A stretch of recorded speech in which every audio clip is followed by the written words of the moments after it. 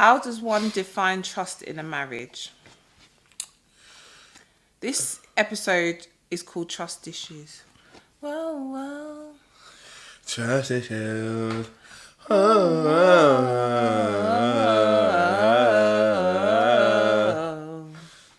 He didn't do that the last He did. time. No, he didn't. He did. No, he didn't. He absolutely did. He did. He didn't last time. You know he did.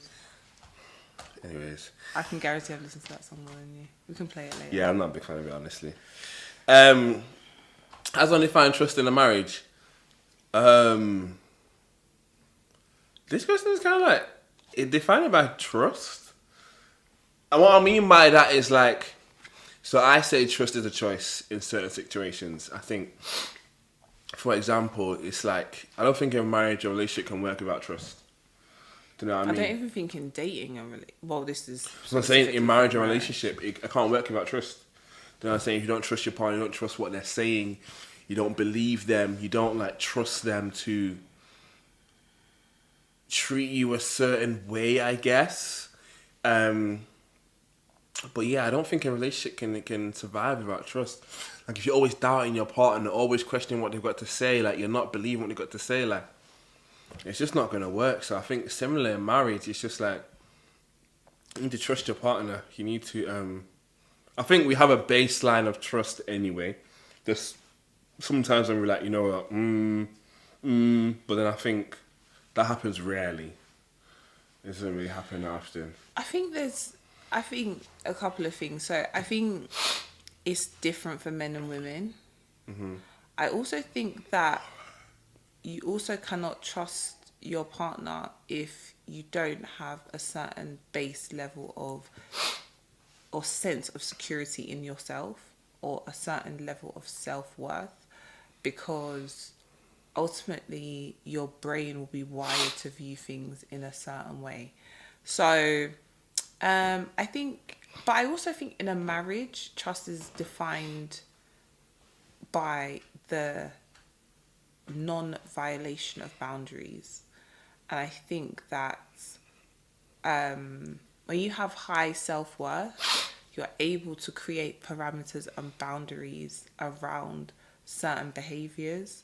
And I think that you have to trust your partner not to violate those boundaries because they have respect for you and you have respect for them. And I think that those boundaries cannot be very arbitrary. And because some people, for example, this is something yesterday, some people might think it's cool to text the opposite sex at 11 p.m.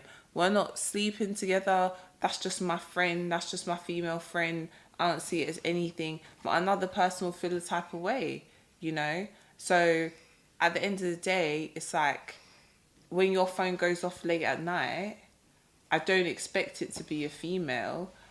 And I don't think you're violating those boundaries. Do you know what I'm saying? Not that that's not something that you would set up for yourself, but I'm just saying I trust that whatever you're doing on your phone, I've never, ever, ever, we've only been together 4 years, I have never like picked up your phone, gone through your messages and been like, that's not, do you know what I'm saying?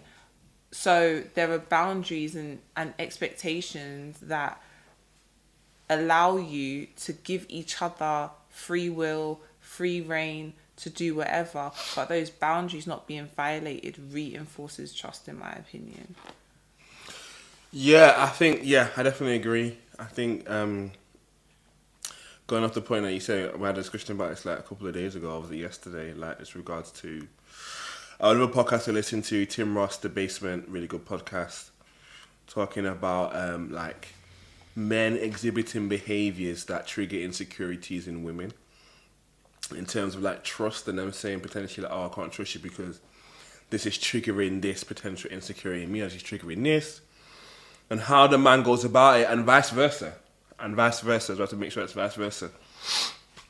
And I think my point was the person was speaking in regards to, yeah, like watch your behaviour, like make sure you're not doing things that are triggering these things. Like you got with this woman, yes, you wanted this fine woman, but she comes with like this baggage and so forth. And my point was like, yeah, 100% agreed. I just hope that he says the other side, which is that sometimes insecurities in a person can lead to them like pushing back on someone, slowly creeping in control over a person, and that person needs to know that it's a balancing game, or it's like it's a discussion, it's a fluid thing, it's a moving thing where it's like, yes, there are some situations where you kind of curtail and you're like, you know what, okay, I hear that, I respect that, I will do this. And other times you need to push back on the insecurity and say, listen, this is who I am, this is the person, this is how I live, this is how I move. I'm in a relationship with you, chosen you, etc., etc. And trust, I think I said it earlier, trust sometimes becomes a choice. It's like, yo, you need to trust, because I can't remain in a space that is so filled with a certain energy because of insecurities, because of a lack of trust, and continue to survive, continue to thrive even. So I just want the balancing act of, yes, sometimes there's action to be curtailed, but other times it's to be pushed back upon and being like, yo, I need you to address these things because I need you to trust. We need to have trust in the relationship or it's not going to work. So, but yeah, ultimately, I think it's important. And I think it's just a foundation, really, isn't it? Yeah, but trust is built. I think trust is built over time, and it's built by doing what you say you're gonna do, continuously showing up for your partner, continuously respecting your partner in their absence, and orientating yourself in a way.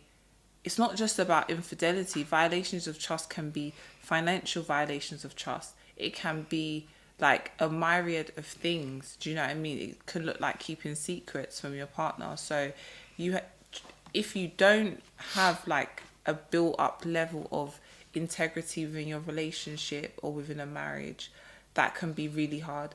I would caveat that to say marriage is very, very difficult anyway. It's a difficult stage. It's a rewarding, but it's not easy at all. So trust is almost, not even almost, it's critical, because there's just so much to get on the same page about. So you have to kind of have that knowledge that your partner has your best interests at heart and orientates themselves in that way, because the intention is not good enough. The action is